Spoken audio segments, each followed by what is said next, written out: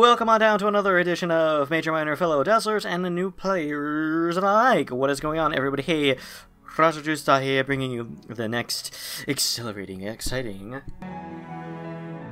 Had to check something real quick. Exhilarating, exciting installment of Major Minor Complete Edition, or Redux, or whatever you want to call it. So, for those of you who came in late last time on Dragon Ball Z, we made it past all of the fun-filled backstories and learned a lot more about, I believe it was Shock and Inmue we talked to. We saw Acheron take his place in the arc as he won the contest, and we also got to meet up with Keela, who we learned was not actually Keela, but somebody named Eddie. Keela's brother had basically died of terminal cancer, and Eddie took his place because Keela really wanted to win the contest. That was one of the bigger, like, what moments of the game. That was like, wow. Crazy. And now we're back in Terra. Rayo has used his power to save us from Nagi and Nami, and we're in a Wayfarer's Tavern. We've met back up with PB, Conrad, and now we have Rayo free from the Ark. So we are going to continue on this marvelous little journey here and get going. Let's go. And Rocker's still hanging around our save screen. We are definitely winding down to the end of the game. I think it shouldn't be too long before we actually hit the proper end. Maybe like this or next episode, but let's see. Anyways, there's no need to mock me, Conrad. I had a lead, and a solid one at that. In the end, we were both correct. Kalian was put in prison to keep quiet. However, he didn't have what I thought. Velasquez isn't plotting anything nefarious. I don't think either of us were wrong. In fact, we saved Kalian's life. I just wish it went a little smoother. Reddy crosses his arms and looks at Conrad. It's clear Conrad was rubbing this in his face. His entire quest to expose Velasquez was falling apart. Yeah, there's no need to fight about this. That's not what Kabu would have wanted. We need to honor the losses we've endured. You're right. I'm sorry. Oh. But at least our goals are now aligned. We want to learn what Velasquez is up to. And that won't be too hard either. Apparently, he's going to tell everyone. That's the point of this Royale Ball. No one will have to fill in the gaps. All the rumors will be dealt with. About time, if you ask me. For once, I agreed with you, Conrad. Velasquez's silence hurt him in the end. Made it seem like he had something to hide. Well, he kind of does, but it's something noble, I'm sure. I can't wait to figure out what it is. I noticed someone calling out to Righty. His attention is immediately directed to the bar. You must excuse me, Joshua. It appears Fidget wants to see me. I think he said something about a drawing. Oh, but first, I nearly forgot. Welcome back to the land of the living. It's nice to see you up, Joshua. With a quick nod, he exits the conversation. It seems like everything is back to normal around here. Everyone's getting ready for the Royale Ball. A huge counterpoint to what it was like beforehand. You know, Reddy's a nice guy. He's a little too nice. He was too nice to become an assassin. My days as one might be numbered as well. After this is all said and done, I don't think there'll be a need for me. Assassins will become a thing of the past. But maybe the world will be better off. Guilds can end up robbing you of friends. He looks over at the bar in deep contemplation. I'm not sure if he means ending my honor righty, but at this point I guess it doesn't matter. I suddenly feel the need to get a drink. I'll meet up with you before we go. But I just wanted to say, I forgive you for siding with Righty before. It made sense from your point of view. I can't hold that against you anymore. Consider yourself forgiven, Joshua. We can't have any bad blood at play. He wicks his way towards the bar and Righty. Perhaps he had some mending of his own to do. Last I recall, the two were rivals. It's amazing. They seem almost unaffected, even after everything that's happened. It's like they're detached emotionally. Kayleen turns to address me. This is the first time I've ever spoken with him. Oh, sorry, did I say something wrong? I have expected you to agree with me. Either way, at least I'm not like them. I still see Kabu when I close my eyes. I'm not as quick to forget, it seems. I may take a step back from all of this. But if you really do save us all, perhaps there won't be a need for guilds. I'll be free to live my life my own way. Velasquez is gonna make the world... make it so that every man is free to live his own way. The weak will be purged and the strong will survive. Velasquez will make Terra great again. Instead of player, it'll be Velasquez. And that makes me feel hopeful. Living life by its own set of rules, I cannot imagine anything greater. I wish I could have done it with Kabu. He was a helpless victim of circumstance. He didn't deserve to experience any of this. I noticed Ryo standing not too far away. His ears perk up when he hears the name Kabu. I'm sorry that you lost your friend. I wish things could have been different. Trust me, it's not like I wanted this. It's okay, Ryo. This isn't your fault or anything. I just wish it were me instead. He was so bright and full of life, but I embraced my death a long time ago. Nothing of importance would have been lost. Trust me, Kayleen. You're important. But I do feel a little responsible. Your imprisonment was indirectly my fault. Velasquez wouldn't have done it otherwise. Both Nami and Nagi are powerful foes. He needed to keep my identity hidden. Besides, we have Joshua here. It might be possible to bring Kabu back. With such power, he can do anything. Really? Well, I can't say with absolute certainty, but I experienced just a fraction of it. The power within Joshua is near infinite. Reversing all of this may be possible, but we need to defeat Nagi and Nami.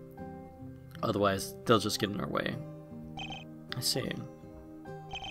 Would you join me for a drink, Kayleen? I'm parched, but in need of company. Perhaps I can tell you a little more. He walks towards the bar, assuming Kayleen would agree. I guess he did deserve to know a little more, though. After all, he was directly affected by Kabu's death. Conrad even got more information than I expected. What an interesting guy, but it's not like I can turn him down. He knows a lot more than me of that song. I remember the first time I saw him. I was scared at a loss for words. I had no idea what I was seeing. But now he helps me feel at ease. It's the exact opposite of before. I thought he was evil, but now I don't.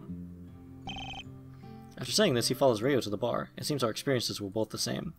Ryo is almost a completely different man to us. At first I had no idea what he was up to. Secrecy caused the people to tear it out, but he was about to open up just like Ryo. Okay.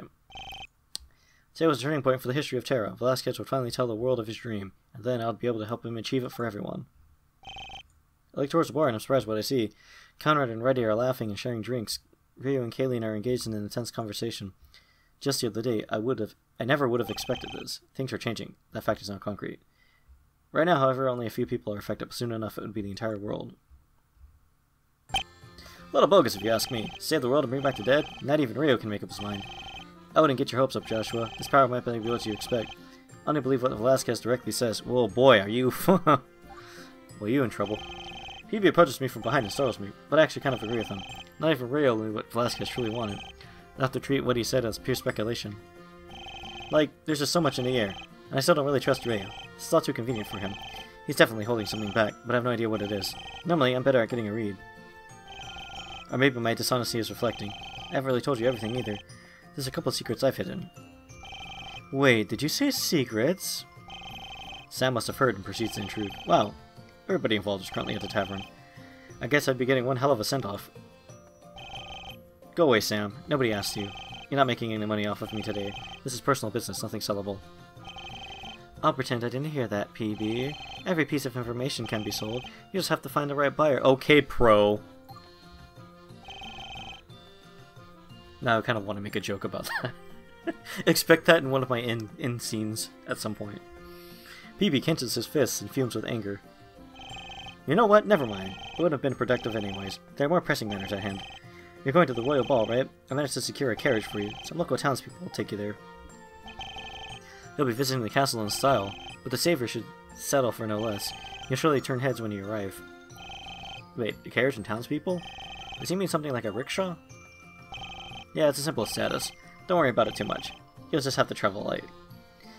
Second pink person who has arranged for us to travel in style, it seems.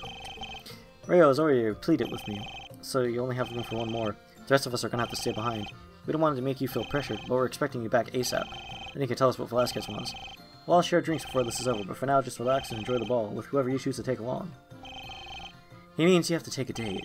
If I could be so bold, I'd suggest myself. I did save you from that cell after all. The castle must be loaded with secrets. It's not every day that they open the gates. This is a huge opportunity for me, Joshua. If I went with you, I'd blend in more. You take the tension away from me. As if he was listening, Conrad barges in. Did I just hear what I think I heard? Sam expects you to take her to the ball? You're right. This has always been my duty.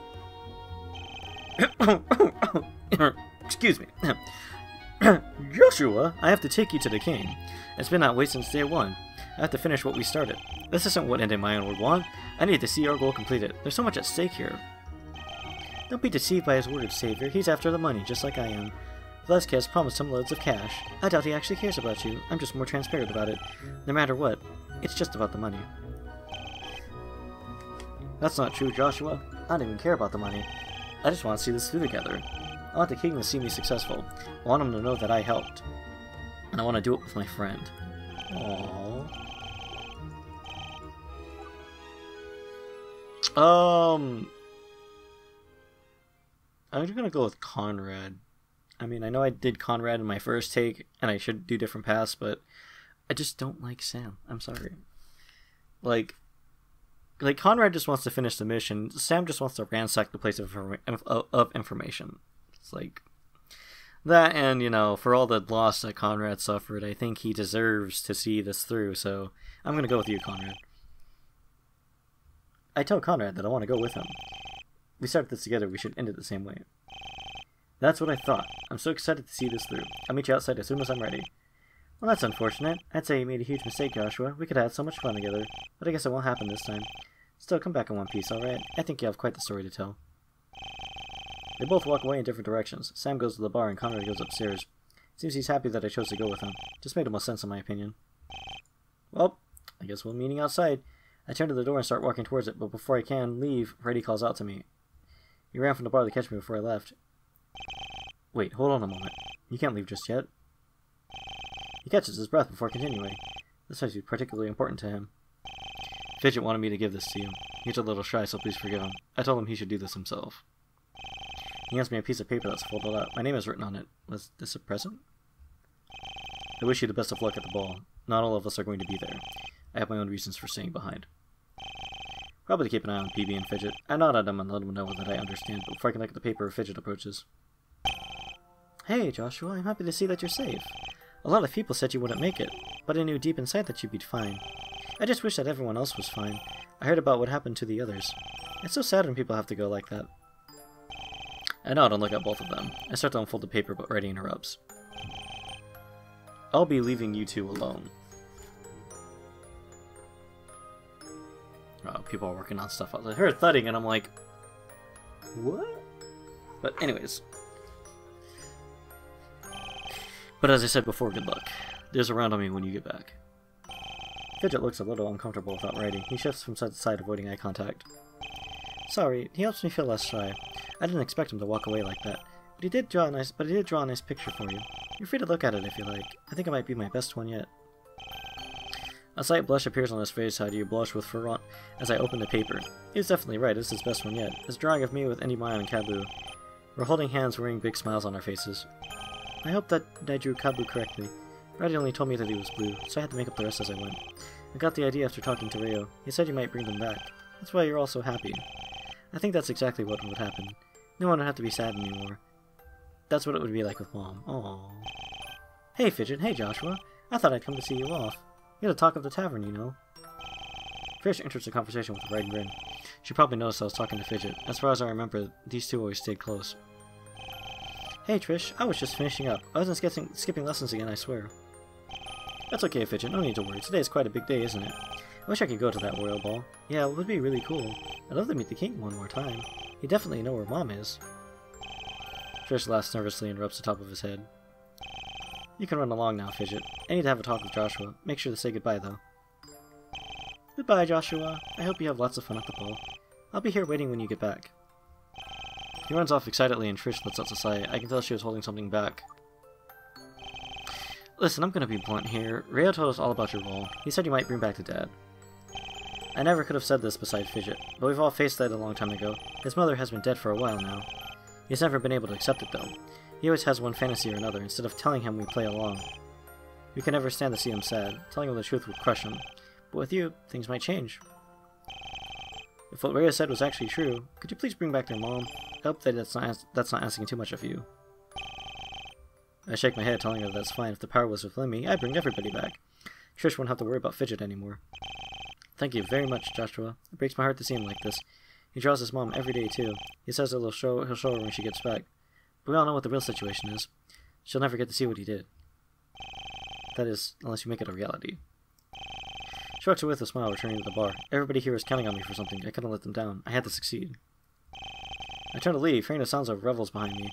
I guess my next stop was the carriage, then the castle. As I leave the tavern, one final fact dawns on me. After this, I may never get to see my friends again. Would you like to save your game? Woo. I think I've saved every time it's asked me to, so we are at 51 save points. When I get outside, I immediately notice the carriage. My mind snaps back to Tokyo when I first saw the limo. It seems that stylish travel looks different in Terra. I take a breath of fresh air and smile. I hope things ended up the way Ryo predicted. And end the suffering, the resurrection of our friends, that would surely be a worthy end of my journey.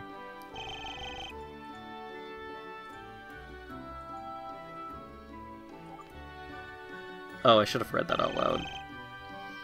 You'll notice, Joshua tends to be indecisive. There's a reason for that. Which I think we might finally get to in this episode. We'll see. Hey, sorry if I kept you waiting. I had to talk with everybody first. It's weird, since we're coming right back. At least I hope we are. I don't know what Velasquez has planned, but I know we're in for one great party. But you know, regardless of my role, I'm glad I could attend it with you. We'll have fun before you see Velasquez. Anyways, I'm sitting up top. You can sit in the back with Ryo. I'm sure you have lots to talk about. He pats me on the back and jumps on top of the carriage. I guess he'd be giving directions to the drivers. Moments later, Ryo exits the tavern doors. Wow, it's awfully bright out here. I don't think I've ever been under the sun. I'm not really sure how to describe it. I always had to look at it with my special eyes. But I know there's a lot I haven't done before. I guess I'm now free to try everything. And it's all thanks to you, Joshua. He gives me a warm smile before walking to the carriage. I wonder how long it would take to get to the castle. Be long enough to go through another backstory. Let's keep each other company. No shortage of things to talk about. After saying this, he enters the carriage. I follow behind him, climbing in the back. This carriage is much bigger on the inside. Flashbacks to limo ride play even more in my head. Rhea is sitting comfortably on one side in silence.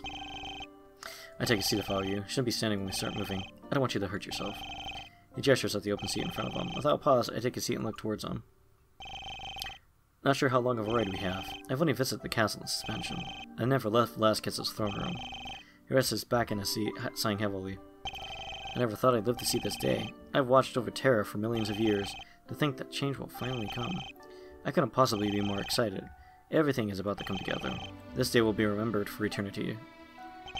Talk about putting the pressure on me, Ryo. Velasquez will be quite happy to see you. He's been waiting for a very long time. I expect he has quite the feast ready. It's not too often that he opens the gates. The last time was the Exodus project, of course. That didn't go as planned. The carriage shakes as we start to move. I'm reminded of when the train started back up again. Ryo crosses his arms, unaffected by this change. That's a depressing story anyways. What else is there to talk about? I'm open for anything, really. I have a few ideas now that he's being more open, but the number one thing on my mind is his past. How did he really come to rule over the Ark? Where is he from, and what was his life like before? You want to know about my past, hmm? You really are something else. I'm always taking an interest in others. Your bond with Ryo was strong enough. Yes, that is actually right. You do have affinity points with Ryo. I think the 2 times you can affect that is the 2 times he asks... No, it's taking his hand and if you forgive him or not. This is supposed to come as a surprise because he's not listed on the screen. So it's kind of like a surprise that could happen. I mean, the game does kind of hint at it because he gives reactions. And like I think the only characters that react to what you do are characters you could build or lose points with. But anyways... I suppose I could tell you a little bit. My memory is a little hazy though, so I'll just start with what I remember. It was created by Velasquez a long time ago in a galaxy far, far away. Likely as a failsafe against Nami and Nagi. I'm positive that he thought this through. I mean, how could I harness power? It's likely that I'm a living weapon, able to tap into it like their blades. A living weapon, huh? It's kind of like the Triumvirate. I mean, some Winds of Change spoilers, potentially. So, I'll put a little thing up when I'm done talking about this, so you guys can skip forward. Let me make a note here real quick. Anyways, so, spoilers. So, I'm gonna put a warning here, skip ahead to this part. You got a little bit of a warning here. 3, 2, 1. Okay, so, there's a dream sequence early on in Winds of Change, where the seer who has a lot of spiritual energy. The spirits basically put a lot of energy into him, or her, whatever gender you want to make the seer. And so he's they're for whatever reason, suddenly they go to sleep and wake up in the Triumvirate's throne room. And one of the Triumvirs approaches them and, gives cryptic hints about things. But the Seer attempts to reach for his own gear sword, the Blade of Exodus, and the Triumvir is like, no, and he just extends his hand out and stops the Seer from moving. Like, they're completely frozen, and they only start moving again when the Triumvir allows them to. So it's just like, it's making me wonder what's up with the Triumvirate. Like, are they created living weapons? Or are they people who just learned how to use that kind of power, right? Like, something to think about. Finally getting a little bit more links towards Major, Minor, and Winds of Change, which was one of the ideas behind the Let's Play, so... There we go. Basically, I was wondering, to give you a spoiler-safe version of it, there is a character in Winds of Change that can manipulate spiritual energy. So I'm wondering if that being was created by someone else, or if they learned how to use that power. That's basically what it is. So, anyways. So they carelessly unleashed your power. They thought they had won so easily. Using your power, I sent you back. But this is where things get a little confusing. As you relived events, you got stronger. So I had to work with that in mind. Meaning, there's another truth to be told. I'm gonna rip out another piece of paper here so I have something ready. Sorry for the noise. Anyways, I sent you back more times than I can count. Every time I did, your power grew. Unfortunately, many suffered repeatedly. Your journey hadn't exactly been easy, but you've been through so many cycles, made so many choices, met so many people. It was nice to watch you change it up. Every cycle had a potential to be different, but some aspects were set in stone. Mainly, the fact that people died.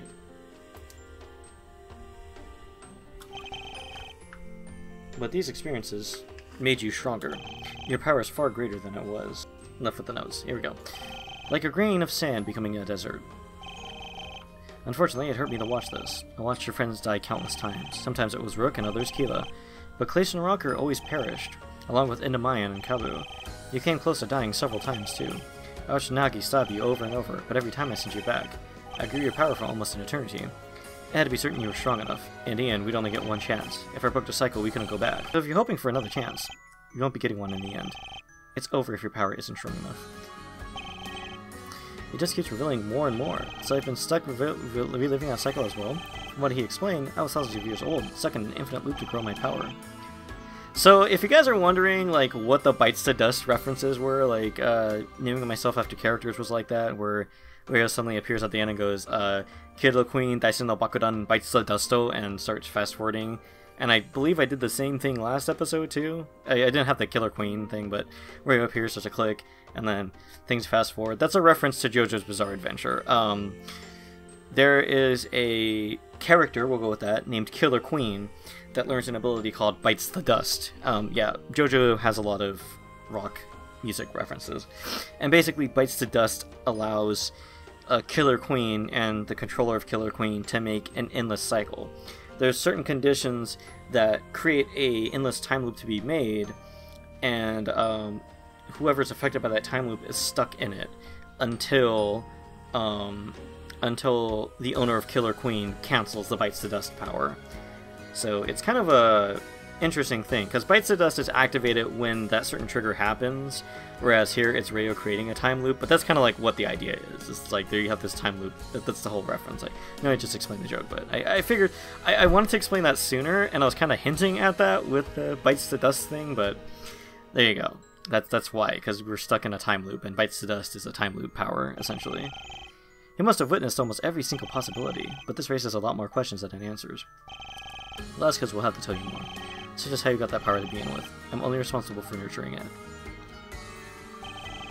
And yes, JoJo fans, I know Bites to Dust is a lot more complicated than that, but I don't really want to like go on and on about stands and Kira and the, you know, Morio Warrior. Let's keep it simple.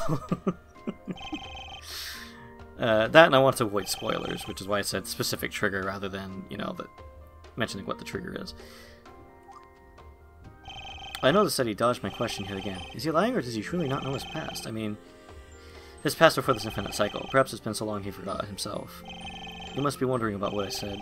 I told everyone you could revive the dead. Of course, that's just my theory. A time theory. I've witnessed so much death and rebirth, and I only received a portion of your power. I know you can bring about change. I think we need to eliminate Nami and Nagi. Then maybe you could go back in time. We could change history without any worry. They've been a fixed point on this timeline, but if we can erase their existence, we could really change things. But I'm getting ahead of myself. All I know is your power is limitless. I told everyone what they wanted to hear. There's some mourning over loss, some longer than others. They need hope in this dark final hour. A great change is coming to Terra. It may even affect more worlds. Acheron has a lot of work on his plate. I trained him for what felt like years. It took him a long time to learn. To be honest, he had a lot on his mind. He kept asking about masks over and over, but it was not a worry or care. I think he wants to kill her, Joshua. But he can't do that no matter what. You can only visit her in suspended space. You must never kill anybody in that place. I have a theory regarding this, that I picked up from another Major Minor fan. I forgot their name, but I'm going to make a note of that actually real quick. I can't go about this theory until we get to the end of the game, though. So, keep that in mind. If someone dies in suspended space, well, they're gone from history. They simply cease to exist. I hope Acheron takes his duty seriously. A grudge could cause extreme chaos. But this supports my earlier theory. If someone can be erased from history, that just proves history can be changed. But how does he know that? Like, how does he know killing somebody in suspended history will erase them? If we do that, we can prevent deaths. He was so fixed on raising the dead, it made me wonder if he lost anybody himself, and his desire was being reflected in his speech. But I quickly realized this is a pointless speculation, especially since he can't seem to recall his past. The majority of his existence was spent helping me, and that way he sacrificed himself for my cause. I'm sorry for my little rant, Joshua. I usually come across like I know a lot, but honestly, we're on the same page. As he says these words, the carriage comes to a stop. We jerk back a little bit, caught off guard. Alright, I guess there's one more thing. I told you about the true nature of Terra, how it houses the souls of the dead. I lied to Acheron about the Ark's skills. I told him he could bring back the dead. Let's not make a big deal out of this. I told Acheron the truth as well. The salvation of Terra rests with you. You may be the one to bring back the dead. It's fine with that.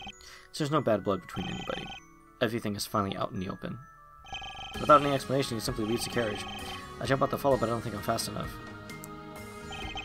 I look in every direction once I exit the carriage, but for the life of me, I can't see Rio anywhere. Perhaps he just ran off to the castle on his own. He'd get to meet Velasquez for the first time, too. Hey there, Joshua.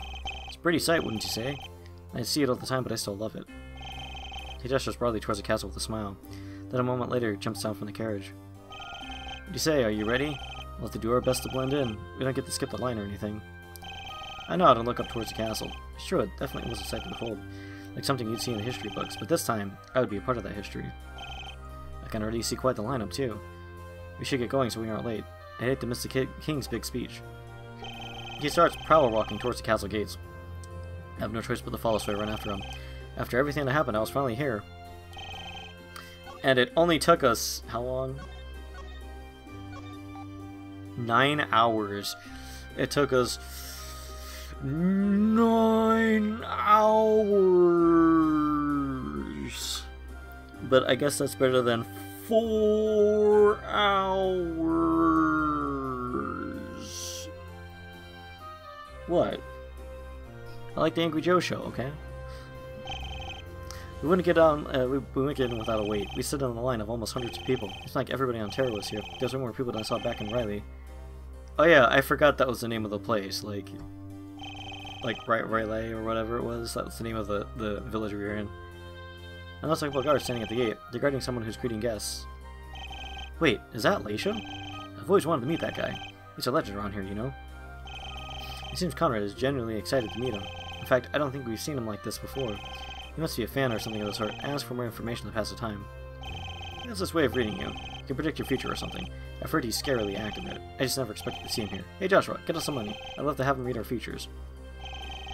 What money would I pay him with exactly? I don't even know what the currency is on Terra. Oh wait, that's unfortunate. I don't have any money either. Velasquez is supposed to pay me. He crosses his arms and we continue chatting together. As we pass some time, we arrive at the gates. Sure enough, we're greeted by Laisha. Gotta think of a good one here. This guy looks like something I'd see in like JoJo's Bizarre Adventure, maybe. Like, my name is Leisho, and this is my stand. We already have Wheel of Fortune. Okay, so I got it. It took me a while, but I am Leisho, and this is my stand. Diamond Jack! Apparently that's about playing cards, but also, fun fact, here's the thing. He's a fortune teller, and you wouldn't normally expect him to be rocking some tarot cards, but you actually can read fortunes using playing cards. So, I mean, I get that like he's dressed like a magician, but I think that's cool, because that is an actual thing. You can actually read fortunes using playing cards. It's just, I think the way you do it is a bit different than tarot cards, which require more of a interpretive look into things. What? I have an interest in spirituality and psychics and things like that. I don't spend all my spare time playing video games. Velasquez welcomes everybody to his home. Speaking of stands, you know what? Rayo's stand would probably be named One More Time. Right, like, I am Rayo, this is my stand, one more time. Like, just like this, like, I don't know, thing comes out. I don't know what his stand would look like, but yeah, there you go. Today we learn about the future of Terra. All the JoJo fans are going to hate me because I'm making all these references in a furry game, and then furries are going to start getting into JoJo. They'll be like, where are these furries coming from? That sounds pretty awesome, Leisho. I'm Conrad, this is Joshua. You might have heard about my friend.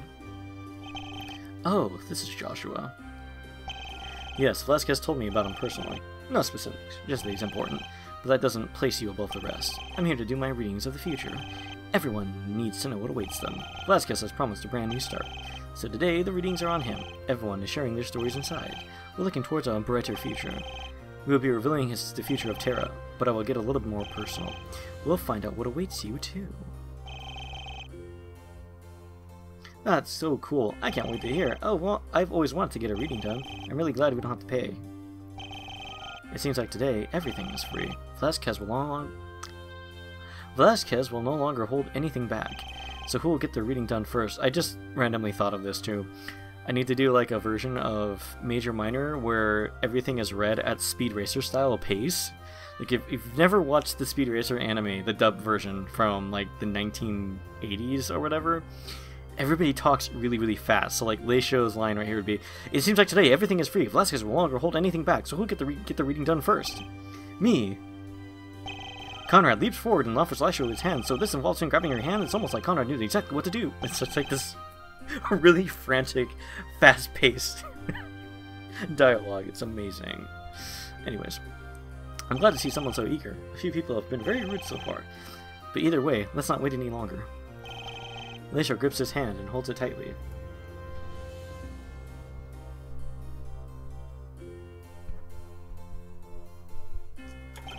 Then he closes his eyes and remains silent. I guess reading required the utmost focus. I sense you're lost, Conrad. Perhaps things have changed for you. You're scared of what you might become. But there's no need to be afraid, Conrad. In your future, you are very happy. Your adventure has only just begun. You're going to do lots of traveling. You'll make so many notable discoveries. These discoveries will benefit the world, and you won't be doing it alone, so there's no chance of losing your path. The way you feel now is only temporary. I can tell you've lost a loved one, but they're not truly gone, it seems. They'll find new life within you. You might become like them, or perhaps you've already started to. This person helped to make you who you are. You might become more like them, or perhaps you've already started to. This person... What? I almost felt like the game glitched and I was getting the same, like, repeating lines, because he literally just repeated the same thing twice. I felt like. He loses his grip on Conrad's hat as it was over. Conrad looks both happy and confused at what he heard. I'm not entirely sure what he meant, but it seems like my future is awesome. I have no objections to anything I heard. I wonder what yours will be like, Joshua. Maybe our futures will cross paths. I'm pumped just thinking about it. Wow, he's more eager than I thought. But I did forget to let you know, Velasquez requests an audience, Joshua. He turns to me and gives me a wide smile. He'd like to see you before his speech, so please go to the throne room once inside. That is, after I take your hand, of course. I offer him my hand just like Conrad did earlier. He grips it tightly and closes his eyes. He squeezes a little tighter like it's not working. In fact, it seems more intense than Conrad's reading. He shifts some plates a little bit, almost uncomfortably. I must apologize. This is difficult. Normally I can do this naturally, but there's just a lot to process here. There's just a lot to process here. Keep that in mind. I look at Conrad and we exchange awkward glances, but before I can speak up, Leisha pulls back. Oh, that was something else. Thanks for letting me read you, Joshua. Wait, what? I asked him what he saw. Enjoy your stay in the castle. Please see Velasquez as soon as you can. Let's not hold up the line any longer. The guards beside him open up the gates. We're pushed inside without any warning. I turn back, but they quickly lock us in. So much death. There's a reason for that. I know I keep saying that, but like... It was funny too, because I missed why he says that. Like, until recently, I was thinking about the events in the game, and I was like, oh... But... I might extend this a little bit longer than I normally do, just so we can actually get to Velasquez and talk to him. That was definitely weird. Maybe he didn't like what he saw. I've never heard of a reader backing out. Not to make you worry, Joshua. Maybe you just noticed the long lineup. Rush us in here to stay on schedule. I have to admit, there was something off about Leisha. If he didn't like what he saw, that was an ill moment. Especially given my role as a savior of terror, but I shrug it off. I don't believe in that anyways. Whatever happened next, Leisha could never predict, especially if Rio was right about my true potential. Looks just like I did when I left it. I wish Indymion was here right now. Our mission, we finally succeeded. He smiles as he examines the royal halls. It must feel good for him to get back. That's what he's been trying to do all along. I guess everyone's going to the ballroom. I don't blame him, that's the best place. The rest of the castle isn't as pretty. He points to where a crowd of people are walking. I guess that's where the real party would be happening. Oh, but I guess you have other plans. You have a meeting with the king, right? I guess we can't waste time like they can. It's a shame though, it's amazing. It'll be so full of people. If only I could put the world on pause. I wonder if my meeting with Velasquez could wait. Conrad's definitely making the party sound amazing. Should I see the king now? Ask Conrad to the poll. Okay, I'm gonna do this because if I don't, like, literally everybody who likes Conrad is gonna hate me, so... Let's go to the ballroom. After everything he said, it sounds awesome. I can just see it now. I click that and, like, there's gonna be at least one person be like, you didn't take Conrad to the ball? How could you? So... We are in the castle after all. I suppose we can get a little bit off track, especially if it's show you around. Let's not tell Velasquez, alright? I don't want to appear irresponsible. I might even have a drink or two. I've had bad experiences with ballrooms, but I'd love to spend some time with you. Let's hope things will be a little better now. At last, we start walking there together. As I leave, I look back at the grand staircase. After this... Once we tell the people about this, everything will change. I go to the throne room and finally meet Velasquez. That's always a change reference. We enter the ballroom together and I look around. This place is massive, bigger than what I thought. It's packed with people, all wearing huge smiles. This may be the first time they've been inside as well. Well, this is it. It looks different than when it's packed. I used to come here to get alone time. He explains the room to me in vivid detail, points to different areas as he talks about them. You can grab some food over there. I guess drinks are in the house today. The live orchestra's still preparing, so for now the dance floor is empty. That's why everyone's off to the sides. I guess that's all there is to it. What would you like to do, Joshua? I'm afraid the grand tour is over. We just went to one room. Are you sure you don't have a thing for me? I mean, you're supposed to be the king. Would you rather spend time with me? Look at you making me doubt things. Business and pleasure don't go together. At least that's what I've been taught.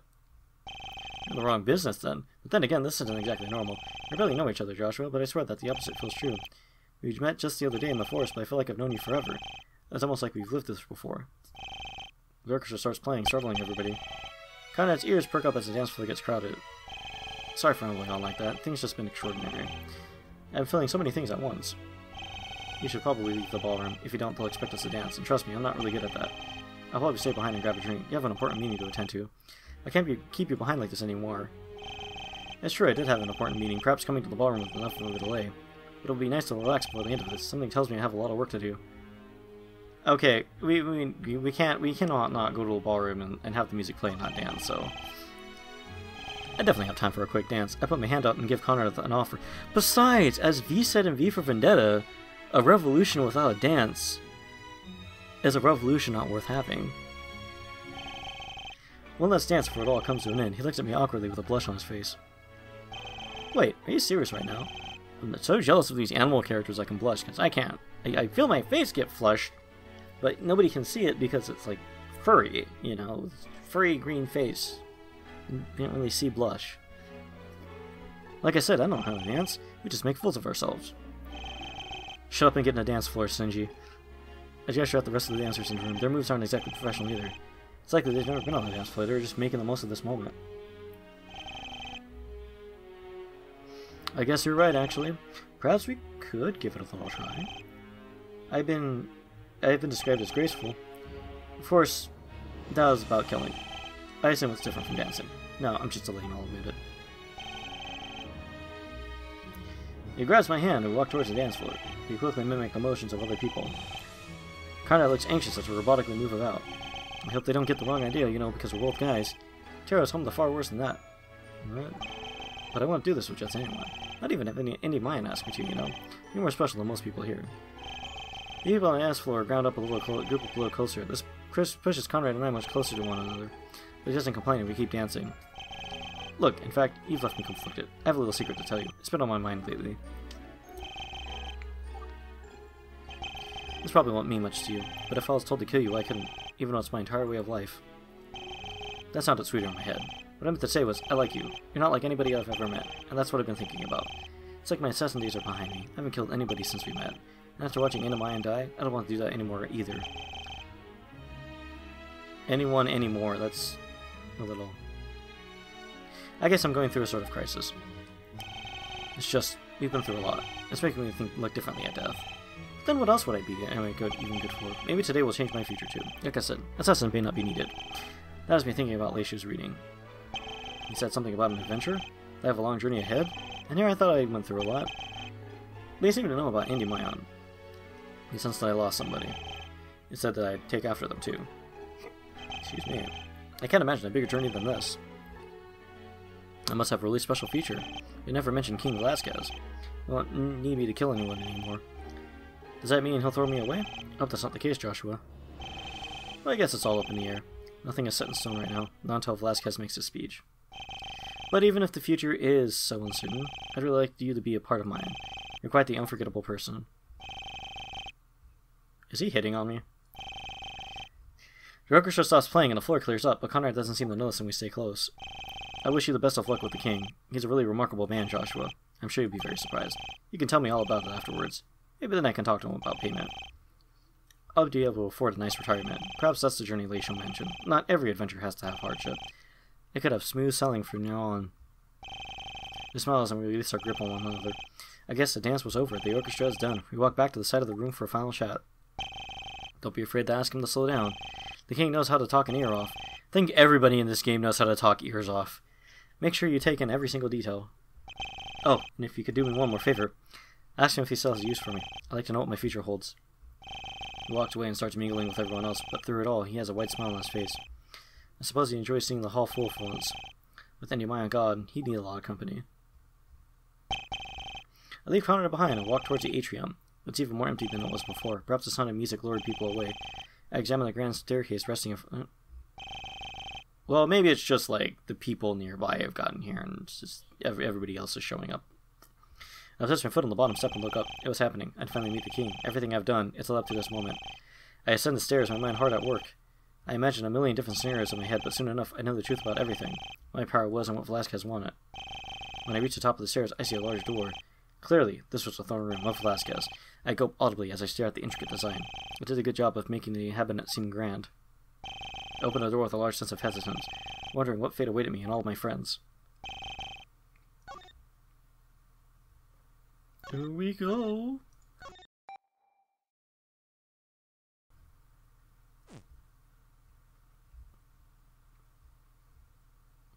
Meanwhile, thousands of miles away... I hope things are going well. I'm starting to worry, to be honest. Today's a big day for all of us. Kayleen, it'll be just fine. You're worrying over nothing. I'd say they got this one in the bag. Besides, you and Reddy are both here. If anything happens, you'll protect us. We don't have to worry about anything. I guess you're right. I've been a little on edge lately. Being in prison, and then that big fight. Why didn't anyone come sooner? I sent mail for Indy Mayan and Conrad. This all could have been avoided. There's no point in worrying over the past. Remember, the future is what's important, especially with what Joshua's doing. I really believe in him, you know? He hasn't even been gone for that long. But I can already start to feel change. I'll believe it when I see it, PB. I'm sorry, but I need to be excused. Some time alone would be great now. What's gotten into him? Oh well, I'm sure he'll be fine. Is everything okay, PB? Kaylin looked a little bit upset. I'm sure everything will be fine. but I feel like we did more harm than good, especially with what we did for Riley. Well, he got what he deserved in the end. He won't be able to push us around anymore. True, but innocent people died. I'm scared it might not be over yet. Just then, a visitor knocks on the tavern doors. People can't even read anymore. The sign says we're closed for the day. In disregard to PB's declaration, they knock harder. Don't worry, PB. I'll handle it. I don't think they're about to stop. Fidget leaves his brother behind and goes to the door. They keep knocking. It must be important. I hope it's small. Now that would be nice. He slowly opens it to greet their persistent guest. Oh, no. Hey there. Welcome to the Wayfarer. We're closed, but I'll help anyway. There's something I can do for you today. This is a testament to Father's failure. Built a satisfied and enraged population. I'd say it's no longer needed, Nagi. Correct as usual, sister. And no, we don't need any help. But you're a cute pest, I'll give you that. Yes, it's a shame he had to get involved. Let's get this out of the way quickly, Nagi. I don't like killing the little ones.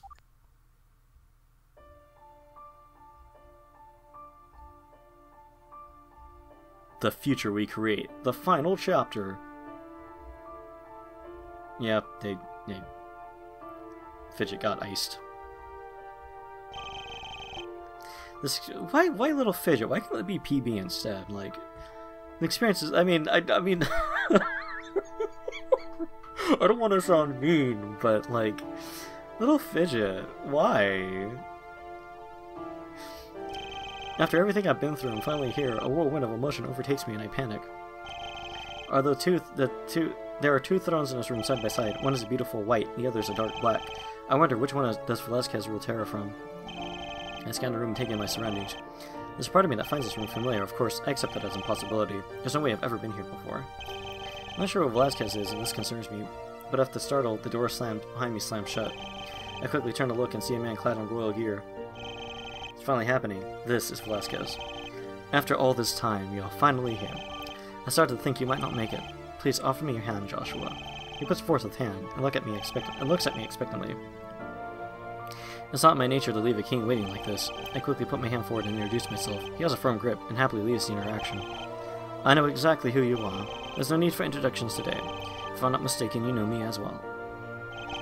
He releases the grip on my hand and walks away. Moving towards the thrones, I promptly follow suit. However, he doesn't sit. He stands between them. I was told that you met Nami and Nagi earlier. It must have been unfortunate. Errant children often causes headaches. He rests one hand on each of the thrones and sighs. Errant children? What do you mean by that? I get the feeling I'm not in for a short discussion. Honestly, I'm not sure where to start. I've envisioned this day for a long time, but now that we're here, I'm at a loss. I'm sure you know the truth about Terra, a reservoir for the souls of the dead. My own personal heaven. Or hell. Things are a little more complex, however, and I'm sure you have lots of questions, but permit me to speak before you inquire. You deserve to know the truth of things, so I will be nothing less than transparent. Please sit tight and listen to my tale. Here we go.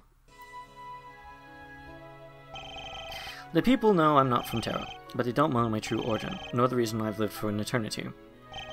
I come from a large federation of worlds, a galactic community living in harmony. Of course, this was millions of years ago.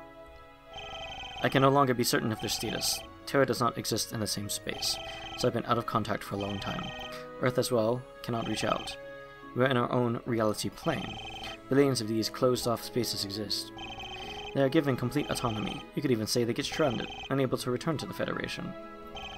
When I left it behind, it was hurting. We're in need of new sources of energy, so I looked to the brightest minds. They gave these visionaries world stones, the technology to create these planes, and the ability to shape their own reality. It was their job to found a utopia, and to create a new source of energy, something that could help us stay afloat. This is kind of reminding me of the Desolate Hope, except with creating pocket dimensions and not 5 giant robots that run simulations. And if they did make a new energy source, they'd use it to break out of their plane. They'd present this power to the Federation. But the power required would be vast. Breaking free would be a sign of success, otherwise they'd be stranded forever. Though that wasn't really a bad thing, unless the secret nature of this project. If the Federation died, we would live. The catastrophe would not reach us inside. We'd only break out if we succeeded. As it felt safe in both directions. Yes, I received several of these stones. I used them to try and save the Federation, but instead I caused so much disaster. The first thing I did was create Terra, a place for me to hide if things fell, my very own utopia away from harm. Then I had to create another world, a world where I'd conduct this experiment, and after all, I was a Federation scientist. But I thought outside the box. If I created it, I knew it fell. I was uncertain and afraid.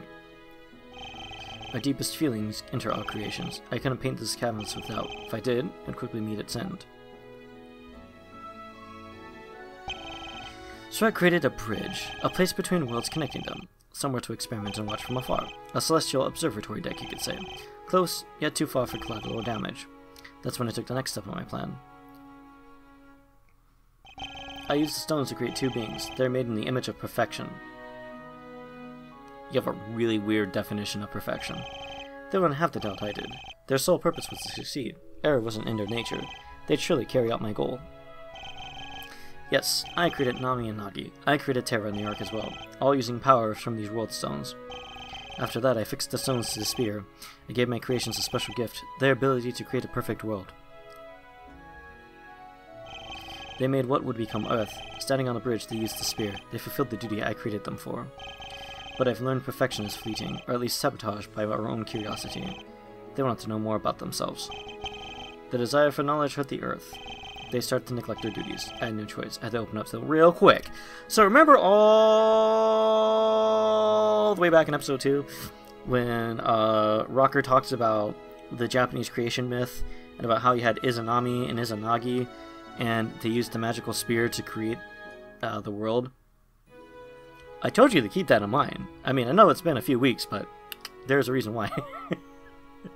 And that was the reason.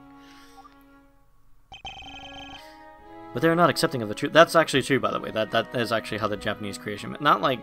It's a simplified version of it that Rocker tells us, but that's kind of the basic gist of it. So, we're all thralls of the Federation.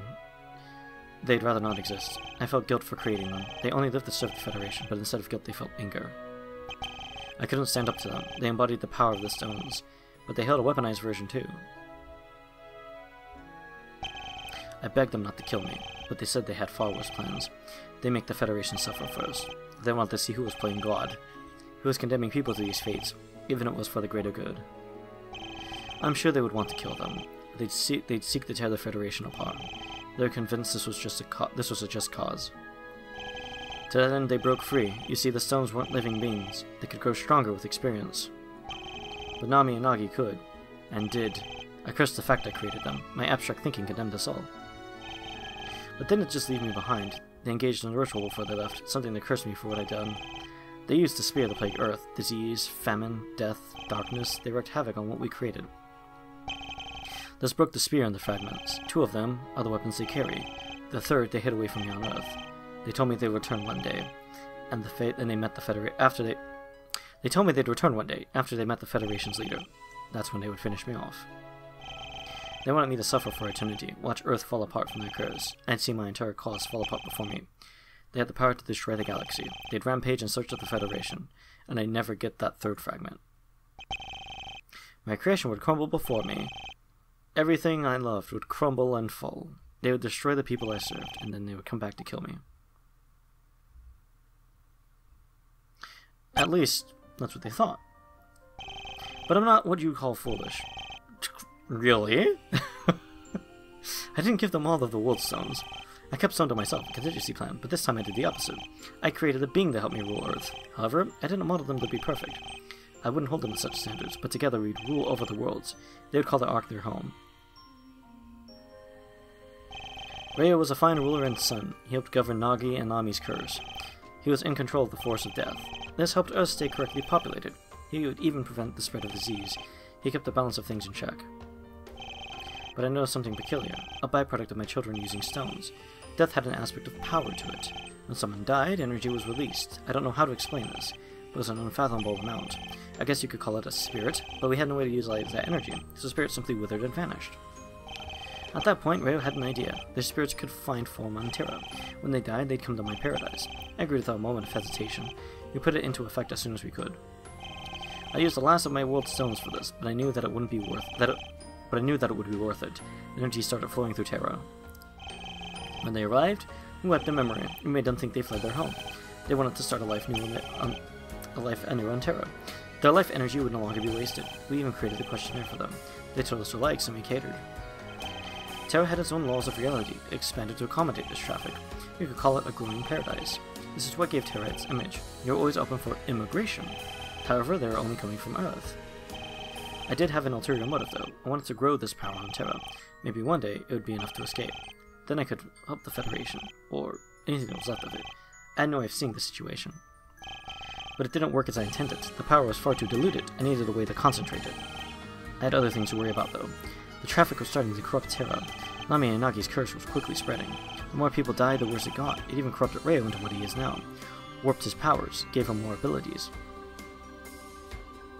It even corrupted Ryo. Alright, spoiler talk time. Let me make a little note here.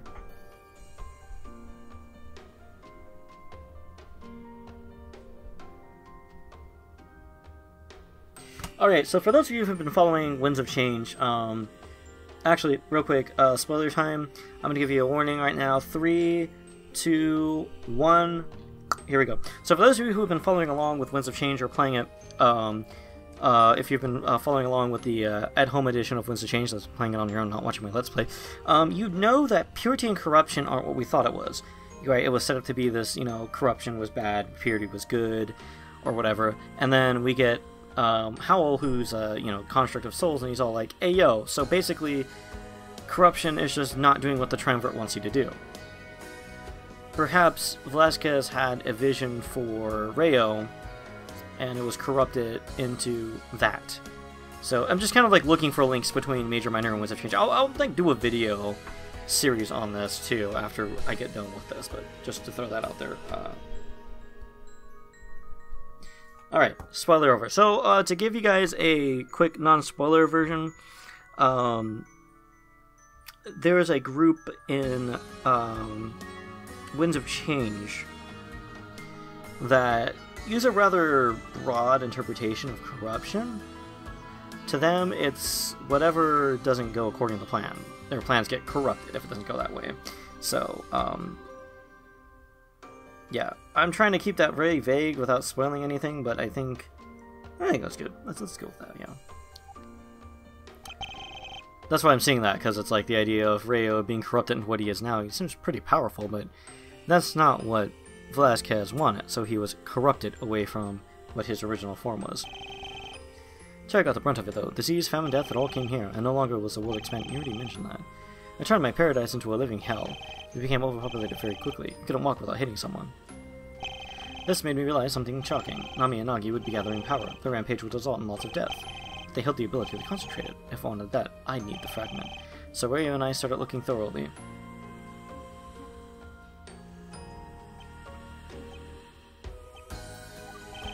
We looked and searched all over Earth, in constant fear of Nagi and Nami's power. They had far too much of a head start. Eventually, we found the fragment. With everything in place we planned, how do we grow enough power to stop them? We had to set a trap. They could likely sense energy, so we needed enough to lure them back, but my past taught me one thing. The stones on my scepter were not enough. I needed to make something living, something that could grow exponentially. So the third fragment was the scepter, and as unbelievable as this is, I was following along. He had a way of explaining things in a clear fashion.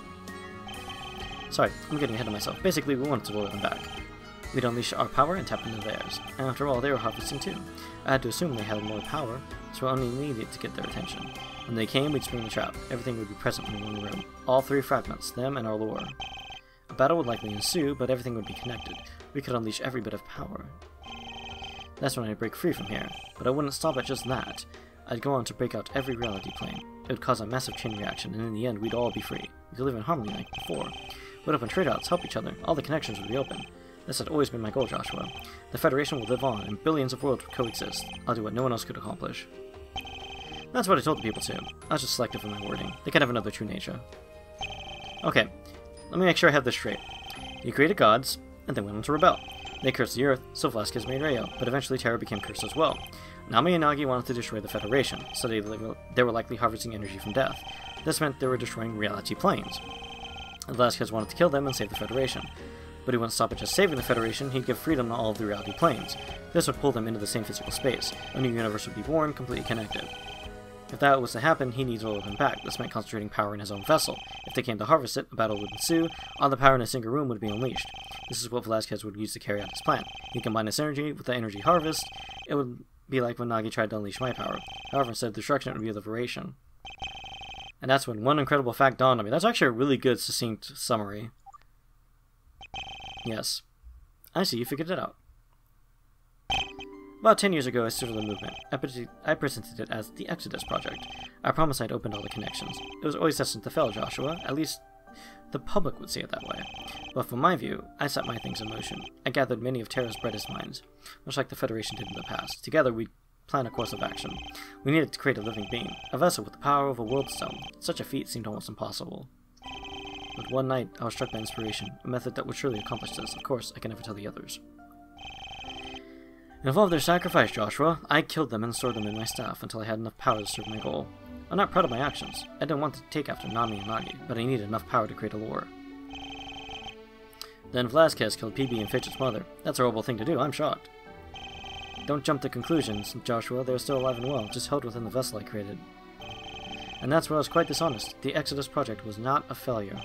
In fact, it created you. I take a few steps back and my confusion intensifies. I start to panic. That was the last thing I expected. This feeling must be akin to what Nami and Nagi felt. Am I just a pawn of Velasquez of the Federation? Please, my child, do not panic. It's not as complicated as you think. Allow me to continue explaining. You would help Terra's overpopulation. You take a fraction of Earth's souls. This would raise our trouble and grow power. When the terrain died, they faded away. The remaining power ended up wasted, so I made that go to you as well. I couldn't stop immigration completely, so I found a slight loophole, if you will. All the power would still end up inside of you. You house the souls of billions. There's limitless power within you. You are the most beautiful of my creations. I don't know how to feel. This doesn't make sense. And that is finally the thing that I wanted to talk about, and I forgot what I wanted to mention. Because there's like major spoiler territory involving that. And I forgot. I remember it too. I was like, I can't talk about that because that's spoiler. I have a theory. But yeah, that's the big moment I was waiting for, was Velasquez's whole thing with the souls and the power and all that stuff. But I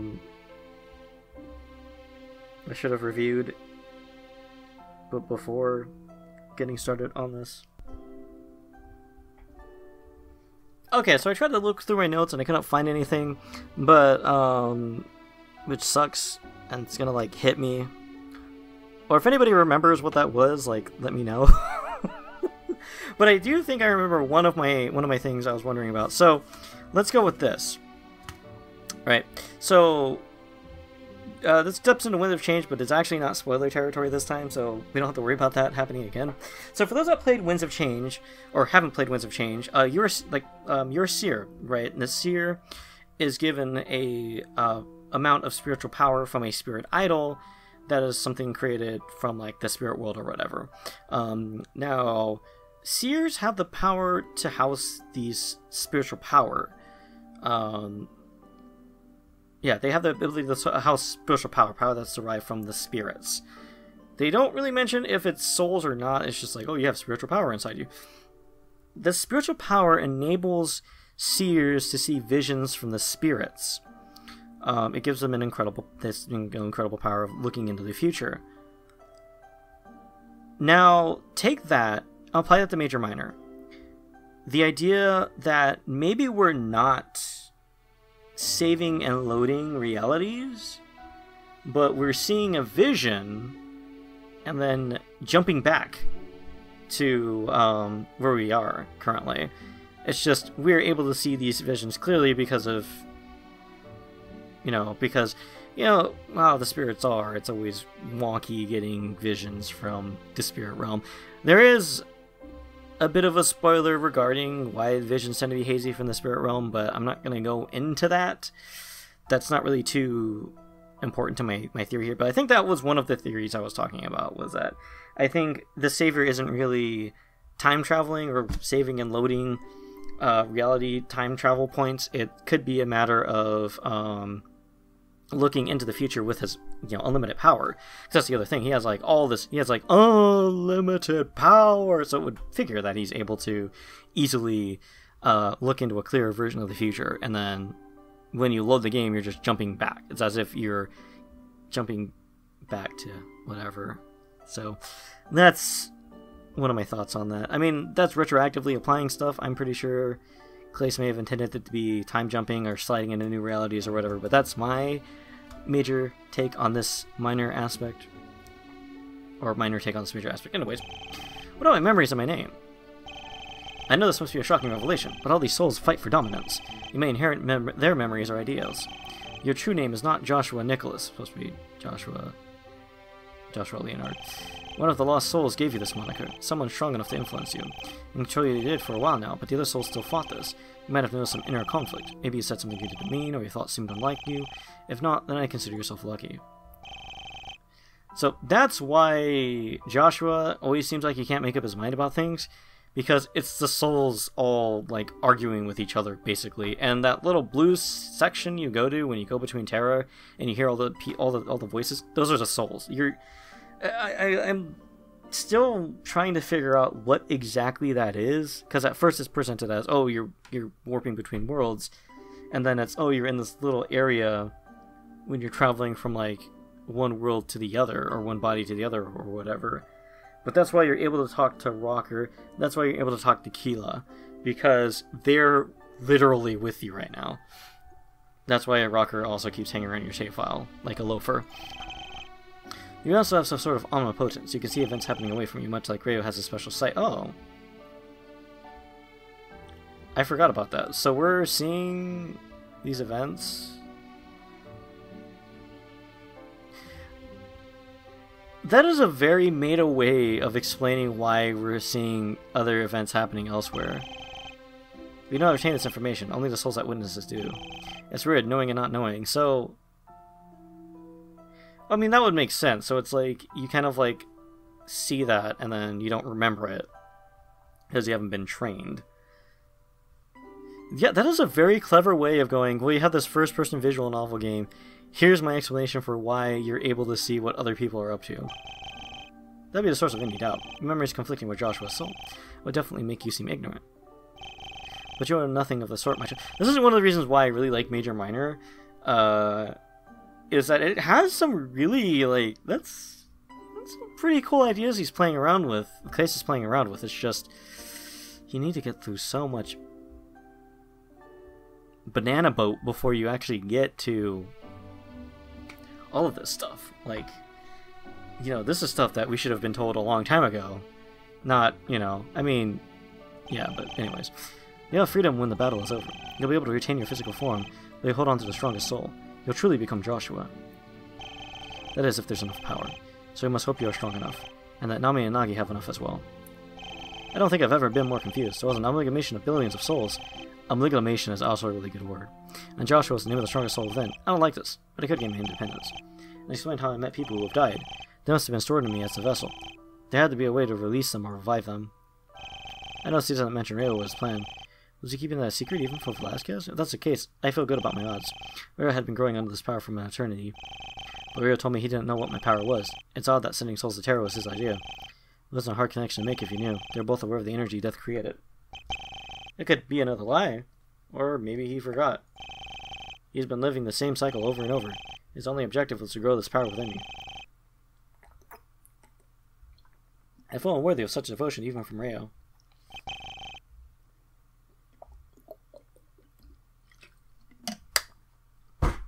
Whoops. But yes, that's the story. Now you know the entire truth. You are made to fight Nami and Nagi. You'll defeat them and unleash the power. Then you can reshape reality as you wish. You don't have to take after my ideals, but I know there's no evil within you, so the universe is in capable hands. I trust your judgment, Joshua Nicholas. Just then, the throne room is kicked open. I don't even get a chance to process all of this, but at that moment I realize I never get to. Nami strolls down the red carpet towards us. What a beautiful story, Father. Obviously warped in your favor. Don't listen to him, Joshua. He's a tosser. Nami, it's not yet time. I'm speaking with my child. We have much to discuss. It's just like, Oh shit. So it's like he like reading the... Is he breaking the fourth wall? Is he like, wait, let me get the script for this. You're supposed to come in here at the 9:30 mark, not any moment sooner. Just... Yeah, Major Minor's incredibly meta if you haven't picked up on that yet.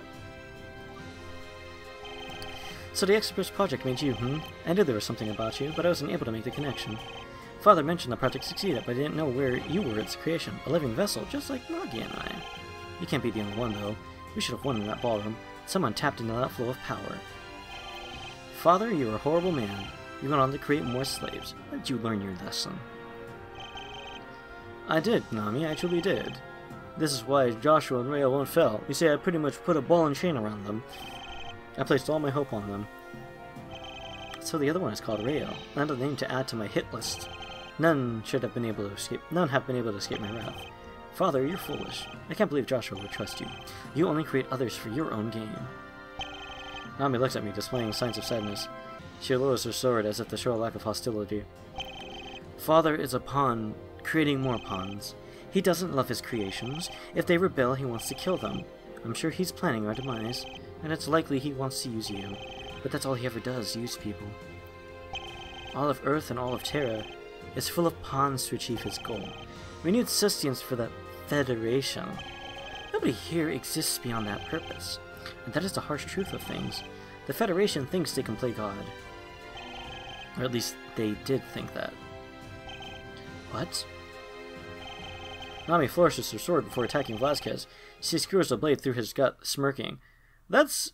Okay, real quick. That's one of the things I like about the villains. Nami and Nagi are like, you know, they're like, oh, they're a force of pure evil. But it's like... You can almost see where they're coming from. Like, it does a good job in, like, making these villains not so, like... Oh, we're just evil people. We just want to destroy the world because, you know, they're rebellious children who think that their father is just abusing and using others, and that's like really jacked up and shouldn't be done. Like, you know, that's terrible bad. You know, you should let your creations just live instead of creating them specifically to be used. And then, of course, you know, she just like Zetsumeshi him right now, just stabs him right through. Looking straight into his eyes, she laughs. The Federation is no more, Father. Destroying it was almost too easy. Our sights have been set much higher now, but I've waited so long for this. The chance to destroy your dreams. And punish you for everything you've done. Blood drops to the floor and I look in shock. I want to do something, but I can't come between them. I'm paralyzed in fear as I watch Nami kill Velasquez. Nami, please. We had such hopeful existence. We had the potential to do anything, but in the end we were slaves. I believe in a life of limitless purpose, not a life planned out by a creator. You can't tie me down with strings, Father. We lost all hope when you told us the truth, and now I will do the same to you. Your Federation is gone, completely razed. Oh, randomly, I just remembered something else too. So, the Blade of Exodus is said in Winds of Change to respond to the will of the user. Right, the will of the user can shape the way its power works. So I had this whole theory with Nagi and Nami in that they didn't look like they stepped like straight out of like a Japanese anime, in that they actually looked pretty like legit beautiful before their fall, so to speak. And then when they decided to rebel against the Empire, I mean the Federation, the blade and the power they had reacted to their wants and created these forms because, you know, if you're going to go around murdering everybody, you want them to fear you. You want the planets to talk to each other and be like, yeah, Nagi and Nami are coming, cower in fear before us, that kind of thing, you know.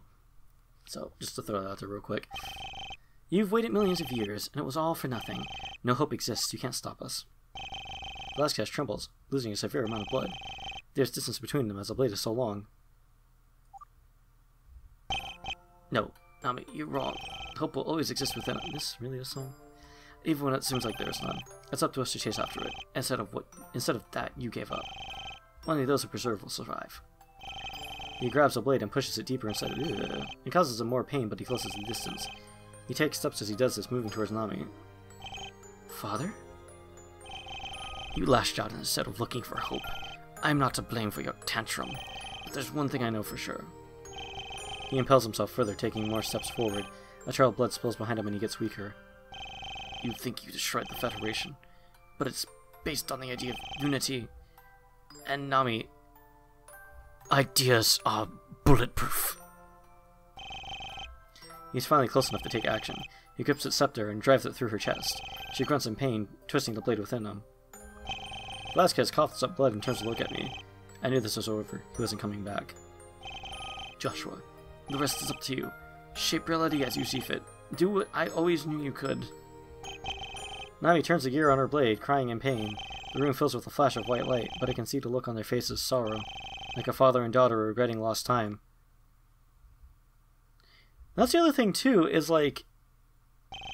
It's like, almost like they don't want... Like, they do, but they're only doing it because they feel it's the right thing to do. So it's like, you know, had everything worked out correctly, we could have had one big happy family. That would have been cool. And when it subsides, they're both gone. The only thing remaining is Nami's sword in the ground. I walk towards it slowly with a sense of anxiety. Did all their energy merge into this blade? I kneel down and pick it up with an intense hesitation. If that were the case, its power was incredible. The power of Nami, the scepter, and myself, if anything could stop Nagi, it was this. But when I pick it up, I hear clapping behind me.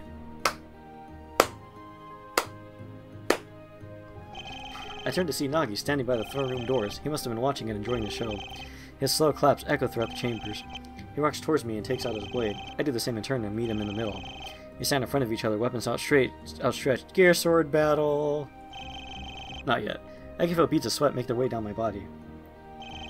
Do you really think you can win, Joshua? Remember what happened last time. You got lucky, but it won't happen twice. I stand my guard and grip the sword tighter. Last time I didn't stand a chance, but with the sword I might be able to win. Especially if it's connected to the power within me. We've harvested for an eternity, you know. You were only created a decade ago. What makes you think you're stronger? Nami was much weaker than I am, and the scepter's power is almost gone. I don't see how you could defeat me. You might as well give up, or at the very least join me. And together, we can rule the galaxy. No, not everybody can wield that blade. He's insane if he thinks I want to join him. Him and Nami must have destroyed so many reality planes. The lives of countless billions were in this blade. I wanted to free them, not harvest more. But at the same time, he could easily beat me. I'm unsure if I had enough power to stand up to him. There's a part inside of me that wants to join him. The souls inside of me must be fighting one another. Conflicted, I presume. It's no surprise given what you are. We're not so different, you know. Tools created by Father. No, tools created by the Federation. Only left with doubt when told the truth. If you didn't help him, he'd kill you. He did it to Nami without any hesitation. We're only fighting for our freedom. He lowers his blade like Nami did earlier. Then he stares into my eyes and smiles. Don't you want freedom too? Your destiny has never been your own. Everything has been decided for you. I'm not as evil as Father made me out to be. I just went against his horrific ideals. He believes slavery is holy sh. Okay. Here we go again. So many spoilers are dropping this episode, so I mean, I'm sounding the spoiler alarm. Ready? 4 minutes of change. Ready? 3, 2, 1. Here we go. Okay. So in Winds of Change, it's eventually thrown down that the Triumvirate did create the Alestians. They came and wiped out the monarch that was before them, which eventually became the Spirit Realm. The Triumvirate wiped them out and used the souls of the monarch that they had killed, the monarchy that they had killed, to create things like their own sword, which is called the Blade of Exodus. And you've already seen Exodus pop up here, and we'll be seeing Exodus soon. In fact, I think you might already have met Exodus by this point in the game. And so they create the Alestians, and the Alestians, the animal people, serve the Triumvirate. But the Spirit Realm, the monarchy that existed before, began to slowly find ways of rebelling against their enslavers. They began to create things like spirit idols and seers, and corrupted them away from the Triumvirate's rule. So Winds of Change, the whole thing is you have this rebellion that's fighting against the Triumvirate. So Winds of Change is literally the opposite of Major Minor. Instead of, oh, we gotta stop rebellious children from overthrowing us, it's the rebellious children are overthrowing them and potentially going to win. Like, mind blown. Mind blown. Alright, spoiler time over. Alright, so, I can't mention what the spoiler was, because even if I was vague, it wouldn't work, so You're just gonna go back and listen to it if you really want to know, but it's major, major, major spoilers for Winds of Change. Just so you know. So, anyways, continuing on. I'm not as evil as Father made me out to be. I just went against his horrific ideas. He believes that slavery is acceptable. It's not just my freedom I desire freedom for every living being. For that, the shackles must be destroyed. In this case, it was the Federation, and the scientists chosen as pawns. Believe me, they've been destroyed. But I realize there's even more. Our journey has been long, but I know it's nowhere near complete. There's nothing to connect anymore. We've harvested everything, Joshua. Your reason to exist is invalid. But trust me, I know that pain. Nami and I endured it for an eternity, in the name of our noble goal. I can tell what you're thinking right now. So many souls are contained within you, all fighting each other for dominance. Their viewpoints may always conflict, but one desire will be universal. They all want freedom to live again. I want that for you as well, Joshua. But I won't just stop at you. I'll make sure everyone is truly free. I can't tell if he's genuine or playing me. As soon as he mentions conflict, my mind fires up. Millions of voices sound in my head and it's insane. He uses his chance to start walking towards me. I can no longer grasp what thoughts are my own. Do I agree with Nagi or oppose him? My grip on the blade tightens and then loosens. This confusion allows him to keep approaching me. I mean you no harm. We don't have to fight, not yet. I'll give you the chance to decide. Father told you a twisted tale. He must have made me seem so evil. But I have a tale of my own, you know. Of course you do. Everybody in this game has a tale. I'd love to tell it to you. He approaches me and places a hand on my shoulder. It feels like when Reo did the same thing to me. It's familiar, a little worrisome. I don't think Nagi would be taking me to the Ark. You'll get the chance to see my home. Wow! I'm enveloped in a flash of white light, much like when Nami spun the gear on the blade, but this is different. We're moving. For a moment, I wonder where he could be taking me.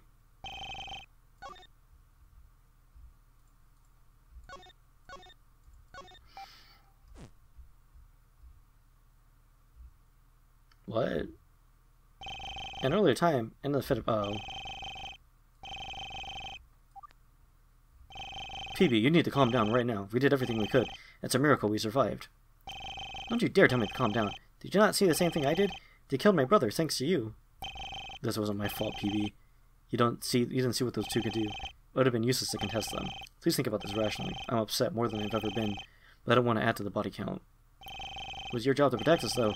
You've been doing it for years, right? You can't just back down from a fight. PB, I know this is difficult for you, you petulant little... But we'd all be dead if I fought back. They have power like I've never seen. We need to be thankful we escaped. I hope Trish and Kayleen did too, but trust me, Fidget's not gone yet. You skewered him right in front of us. I held him in my arms before he ran away. How can you say he's not gone? PB fumes with anger, but this time it's justified. Remember what Reo told us, PB. Joshua has the ability to fix all of this. Right now, we need to focus on survival. This will all blow over soon enough. I don't get to see everybody again. Not just Fidget, but Mother too. You really believe that, righty? Yes, with all my heart. I know that Joshua can do this. You're lying. You said we need to focus on survival, but then you said death is irrelevant, especially if Joshua can reverse it. That's why I don't believe you. That's why I think Fidget is really gone. You fear death and don't want to die. You don't truly believe in Joshua. You just truly believe in Reo's words. There's a part of you that knows the truth. Reddy clenches his fist, unsure of what to say. You're holding on to a false hope, just like Fidget's been doing for years. I miss Reddy. I miss him so much. I miss him, Reddy. I miss him so much. This is all your fault. PB leaps towards Reddy, presumably to attack, but instead he cries and hugs his friend. A fountain of tears runs down his face. I want him back. Reddy embraces PB and starts to cry as well, shedding his first tears since the Exodus project.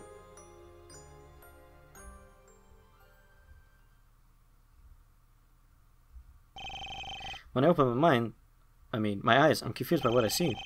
There's also a weird sensation in the back of my mind. For some reason, I think I see writing. Oh, there he goes. But in front of me, it's actually a huge rusty hangar bay. I shake my head in an attempt to gain clarity. After a few moments, I notice Nagi approach me. Were PB and Writing in some sort of danger? If that was the case, I'm sure Nagi would know. I'm sorry for the mess, Joshua. This room doesn't get much use. I promise the rest of the ship is clean. The rest of the ship? What does that mean? This is my home, the Terminus. A flagship vessel built by the Federation, seized with force by my own hand. But please, follow me, Joshua. This room doesn't benefit our conversation. It's merely an organic landing pad. Organic landing pad? Yes, it's able to transfer living beings, even if they're nowhere near the ship. As you can see, we don't get much company. It's a transporter. Like, they might as well just play the Star Trek music sound effect. It's like getting beamed up. Must have transferred us from the Terra's surface. I think you'll find this place beautiful. First impressions can be a damning thing. You must have thought I was ugly at first. Without even saying so, he starts to leave the room. I have no choice but to follow him with hesitation. I grip my new sword, ready to use it at any time. But when we exit, I see it truly is beautiful.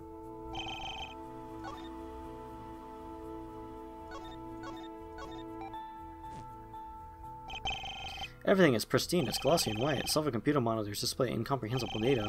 This technology is so advanced I can barely grasp it. The Federation must be eons ahead of Earth and Terra. I stare in awe as I walk towards Nagi. He's walking fast. I don't want to get lost. I have to run to catch up as this trade is much longer. I'm taking you to the bridge. I thought it'd be more fitting. No doubt you have lots of questions. I heard what Father told you, but there's a lot more to it than that.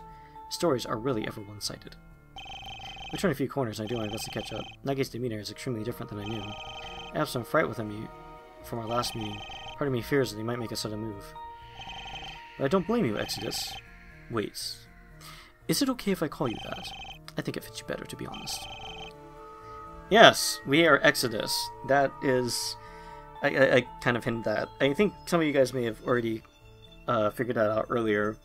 But Exodus is in reference to us. We are... I mean, I get why we're part of the Exodus project. And that's why when Winds of Change first came out, and, you know, the first demo, I think it was the second demo, comes out, and you get the scene where Sophie is talking to the Triumvirate, and, they mentioned the Blade of Exodus, and, like, everybody who has been following Clace's games to that point was just like, what? Because it might be the blade that Exodus is using right now. It's crazy. Like, that was crazy. And so, like, that's why I like the whole thing. Like, there in Act 2, when you get the blade of Exodus for yourself, Fortum's like, should we call you Exodus? And I'm like, what? So there you go. That's why some people think Major Minor and Winds of Change have a connection, and that's one of the big connections. The name Exodus. So there you go. Also, that's why if you watched Name Game or Naming Myself After Characters, that's why if you put your name in as Exodus, where it goes, oh, you remember more than I recall, or whatever, because of that. Father got you first, it's a shame. Him and his people made a big impression. You're attached, and less open-minded. I have flashbacks. The first time I visited Terra. Brady got to Kayla. Andy and Conrad got to meet. At that time, we sided with opposite parties. I even thought about this correlation in my mind, but it couldn't be as simple as that. And implies there's no good or evil at play. Nagi attacked the Federation. He admitted this, and on top of that, he tried to kill me. I have a reason for everything I've done. You sat through Father's story, Exodus. I hope you can do the same for mine. We're almost at the bridge. It won't be much longer now. We can end this without violence. We turn a few corners and I see a large door. It's likely the entrance to the bridge of the ship. Nagi keeps walking and it opens up upon his approach. I quickly enter after him, hoping it doesn't close. I knew one thing for sure. This is where it ended. You have reached the point of no return. You'll no longer have the ability to save. Many screens will start playing out in sequence. Ensure you have enough time to watch the finale. We don't, because I'm going to end it right here. Right? It's going to be just like the last episode of Golden Wind, where Black Sabbath appears and attacks Girano, and it just ends, and you're just like, why? I want to see the fight. So I'm ending it here purely for cliffhanger's sake. So yeah, a lot has happened. We have finally the revelation of everything. Finally, and this is kind of like where things start making more sense in terms of the game and what's going on and who we are. And it's kind of, again, it's nice to get like all these revelations and figure out everything, but it's just all of the investment required to see all these cool things that are being played with is just ridiculous. But anyways, I hope you enjoyed that. And I hope you're enjoying the story so far, even if it's a little draggy. Remember, as always, to rate, comment, and if you subscribe to become, or rate, comment, and subscribe, our subscribers become Dazzlers. That's why I greet every episode with fellow Dazzlers and new players alike. New players meaning non-subscribers. If you ring the bell, and you should, because I do throw up videos randomly, you'll become what's termed a Ringling Dazzler and get notified of new updates and other things like that. We also have a Patreon if you want to, help support the channel. It'd be cool if you did that. Or not. That's cool too. We also have a Ko-fi if you want to make a one-time donation. We've got some other things in the works, in the plans, in the thing going on. I don't know. I kind of lost my momentum there. But anyways, my name is Russell Joestar. I will see you on the next one. And if you don't, you'll have to meet my stand, Lonely Heart. I'll let you figure out that joke for yourself. See you around.